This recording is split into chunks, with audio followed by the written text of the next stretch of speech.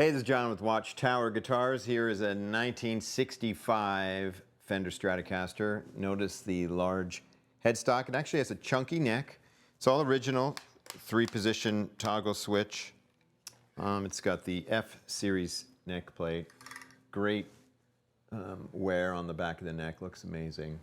I'm going to play it through a Germino Lead 55, going through a 64 Fender Reverb tank. For gain, I'm going to use a Klon and using a 412 Marshall loaded with, I think, 20-watt greenbacks.